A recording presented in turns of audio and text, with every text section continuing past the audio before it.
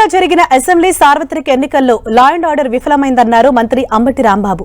పోలీసులు టీడీపీకి కార్యకర్తలా వ్యవహరించారని ఆరోపించారు. గత ఎన్నికలతో పోలిస్తే ఈసారి కాస్త ఎక్కువ ఓటింగ్ శాతం నమోదయ్యే అవకాశాలున్నాయన్నారు.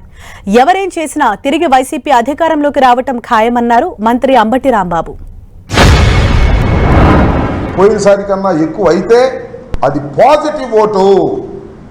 పాజిటివ్గా జగన్మోహన్ రెడ్డి గారిని తిరిగి మళ్ళీ అధికారంలోకి తీసుకురావాలి, మా సంక్షేమ కార్యక్రమాలను అమలు చేసుకోవాలి, సుఖవంతంగా బతకాలి అనేటువంటి భావనతో బడుగు బలహీన వర్గాలు, మైనారిటీసు, ఎస్సీలు, బీసీలు సంక్షేమాన్ని అందుకున్నటువంటి అనేక మంది ఓటర్లు వచ్చి తమ బాధ్యతను నిర్వహించుకొని మళ్ళా తిరిగి జగన్మోహన్ రెడ్డి గారిని ముఖ్యమంత్రిగా చూడాలనేటువంటి తాపత్రయం వారి ముఖాల్లో నిన్నే కాదు కనిపించింది.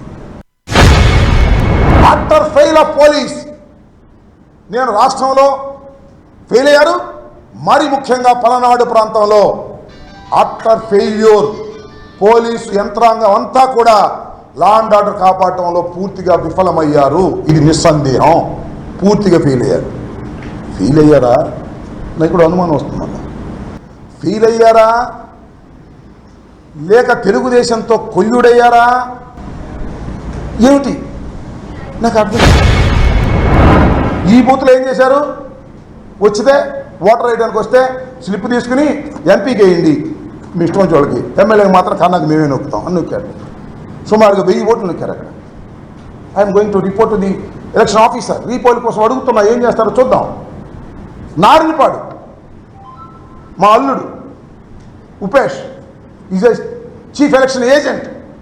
వెళితే అద్దాలు బాగా కొట్టారు. మా విన్నపాలు తీసుకోండి, తీసుకొని పరిశీలించండి. పోలింగ్ ఆఫీసర్స్ కూడా కొల్లుడైపోయారు కొన్ని చోట్ల. పోలీసులతో పాటు డబ్బులు ఇచ్చారు, బెదిరిపోయారు, భయపడ్డారు. వాళ్ళు చెప్పినట్టు విన్నారు, వాళ్ళు రాయలేదు పుస్తకంలో. అది కాదు ప్రధానమైంది. You see the web camera.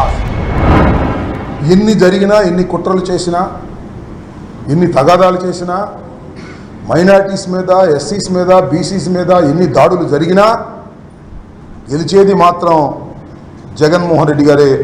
మళ్ళా పరిపాలన కూడా జగన్మోహన్ రెడ్డి గారే చేస్తారు. మళ్ళా పరిపాలనలో మంచి కార్యక్రమాలు చేస్తారు. 4వ తారీఖు మీరే చూడబోతున్నారు. రెచ్చిపోయే ఆ మోకలకు చెప్తున్నాను, జగన్మోహన్ రెడ్డి గారే మళ్ళా ముఖ్యమంత్రి. బ్రహ్మర్ధాలు లేకమైన చంద్రబాబు ముఖ్యమంత్రి కాలేడు. ఎందుకంటే చంద్రబాబు మోసగాడు.